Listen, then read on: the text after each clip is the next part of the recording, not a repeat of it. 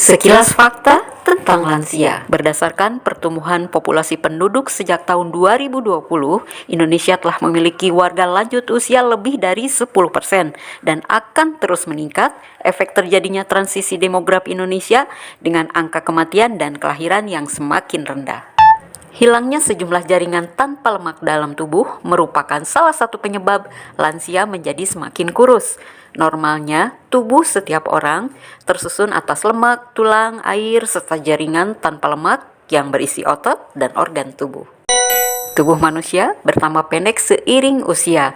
Terjadinya perubahan penuaan pada otot dan sendi. Seseorang biasanya kehilangan hampir 1 cm setiap 10 tahun setelah usia 40 tahun. Kehilangan tinggi badan bahkan lebih cepat setelah usia 70 tahun. Assalamualaikum warahmatullahi wabarakatuh. Terima kasih sudah klik videonya. Teman-temanku, proses bertambah usia dan penuaan adalah sesuatu yang sangat alami dan gak bisa dihindari ya. Buat bapak, ibu yang sudah lansia atau anggota keluarga kita lain yang sudah lansia juga perlu diketahui tips lansia bahagia. Seperti apakah itu? Tentunya tujuannya agar warga lansia tetap sehat, bahagia, dan produktif. Simak videonya sampai tuntas ya. Teman-temanku, orang yang mencapai tahap perjalanan hidup sampai lansia boleh dibilang orang yang beruntung loh. Karena mereka itu sudah melewati periode kehidupan yang sangat panjang. Dan lansia itu sebuah siklus kehidupan yang hampir pasti dialami oleh setiap orang, teman-teman. Dan kalau kita bicara lansia, yang kebayang itu biasanya orang tua dengan tubuh yang rapuh, gak berdaya, sakit-sakitan, rewel, cengeng, ya kan? Tapi jangan salah, lansia yang sehat dan produktif itu sebenarnya bahkan bisa dijadikan tokoh, sesepuh yang dihormati di lingkungan sekitar ya. Karena pengalaman, banyak pengetahuan yang dimiliki. Dan ingat teman-teman, Presiden RI yang ketiga, Bapak Profesor B.J. Habibie, beliau menjadi Presiden RI pada usia 62 tahun. Artinya, lansia juga bisa tetap sehat dan produktif.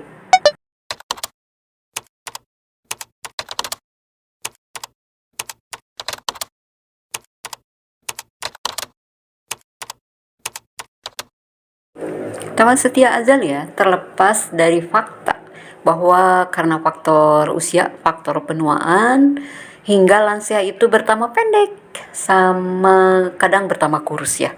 Ternyata memang penyebab lansia tidak sehat dan tidak produktif itu karena adanya perubahan kognitif pada lansia seperti perubahan kepribadian, memori, intelijensi, kesulitan mengingat fakta, informasi, disorientasi atau kebingungan ya, kadang-kadang juga depresi. Sedangkan keterampilan sosial yang buruk juga mempengaruhi lansia tidak produktif ya. Karena itulah teman-teman, lansia juga harus diberdayakan. Tipsnya, usahakan walau sudah berusia lanjut, ibu, bapak, nenek, kakek, orang tua kita itu tetap produktif. Artinya teman-teman bisa memberikan sumbangsih yang berarti bagi kehidupan yang lain dari diri sendiri dan juga untuk lingkungan sekitar. Contoh, misalkan masih aktif di kegiatan keagamaan, kegiatan sosial, komunitas, atau sarana pengembangan diri. Teman setia Zal ya, lansia merupakan kelompok usia yang paling membutuhkan pelayanan kesehatan karena mereka mengalami proses penuaan secara biologis yang ditandai dengan menurunnya daya tahan tubuh yang membuat warga lansia itu mudah sekali sakit, rentan terhadap infeksi juga ya. So, apa sih sebenarnya yang membuat lansia itu bahagia? Coba kita perhatiin ya. Mungkin karena mereka tetap produktif, banyak teman. Tipsnya, usahakan juga tetap aktif bergerak. Teman-teman, dengan aktif bergerak seperti olahraga, berkebun, mengurus rumah, dan lain-lain, diharapkan selain membuat badannya tetap fit, juga bisa mencegah pikun. Itu dia teman-teman, sepertinya memang lansia itu identik dengan kepikunan ya, mudah lupa gitu. Teman-teman, dengan aktif bergerak, sehat, mencegah pikun, dengan melakukan kegiatan yang menyenangkan, membuat lansia tetap bahagia dan gembira. Teman-teman, ada sebagian lansia yang makin tua itu makin kayak anak kecil. Perhatiin deh. nggak mau dilarang, nggak mau dilarang-larang gitu. Gampang ngambek juga, sensitif juga, kemudian juga jadi memang kayak bukan orang dewasa ya, persis anak kecil. Teman-teman, cobalah diarahkan untuk diajak lebih giat beribadah karena kebutuhan spiritual lansia itu sangat tinggi. Dengan semakin matangnya usia teman-teman, semakin rajin beribadah, diharapkan warga lansia bisa menikmati hari tua dengan damai, tenang, penuh dengan kasih sayang. Selain itu, teman-teman, spiritualitas juga merupakan faktor penting yang membantu individu lansia mencapai keseimbangan hidup.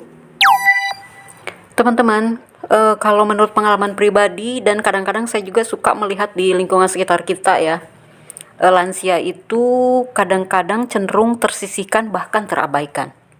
Ya kan? Sekalipun itu berada di lingkungan keluarga sendiri. Mungkin karena kalau kaum lansia itu udah dianggap kolot ya, ketinggalan zaman. Kadang kalau diajak ngobrol juga nggak nyambung ya. Ngobrol ini jawabnya itu, ngobrol itu jawabnya ini. Ya begitulah kaum lansia ya. Tapi teman-teman, sebenarnya lansia akan bahagia kalau mereka tetap merasa dihargai dan dibutuhkan. Seperti layaknya juga orang lain ya. Seperti kita, Anda, dan semuanya. Apapun itu. Tetap libatkan mereka, warga lansia dengan aktivitas positif, produktif, tetap dihargai dan dibutuhkan, pasti lansia bahagia. Mas Setiazal ya, istilah tua-tua keladi semakin tua semakin jadi, rasa-rasanya cocok nih buat warga lansia yang tetap produktif, aktif di usia senja ya. Biar mereka itu nggak cepet pikun, tetap sehat. Lansia juga perlu tetap belajar menambah ilmu pengetahuan dan keterampilan. Dengan terus belajar teman-teman, ilmu pengetahuan yang luas membuat lansia tetap aktif. Bermanfaat juga untuk menjaga kesehatan mental, meningkatkan rasa puas dan kebahagiaan. Teman-teman, kesehatan, kebahagiaan adalah hak semua orang termasuk warga lansia. Sebagai anak, mungkin cucu juga atau kerabat warga lansia, tentu pengen dong membuat mereka bahagia di usia senja ya. Tipsnya, lakukan hal-hal yang sederhana. Contoh, bisa ajak mereka ngobrol, bicara dari hati ke hati dengan suara yang pelan, mendengarkan cerita mereka tentang pengalamannya di usia muda, bla bla bla bla bla, atau ajak mereka jalan-jalan loh, jalan-jalan santai pagi hari, berkeliling, menikmati udara segar, kemudian berjemur sinar matahari. Terus setelah itu, setelah capek, jangan lupa buatkan juga makanan favoritnya. Mantap kan? Teman-temanku, selama masih bisa berteman dengan banyak orang, ngobrol, curhat, tukar pikiran, menghabiskan waktu dengan lingkungan sekitar, lansia pasti merasa bahagia. Tetap sehat, semangat, dan jangan lupa bahagia. Wassalamualaikum warahmatullahi wabarakatuh.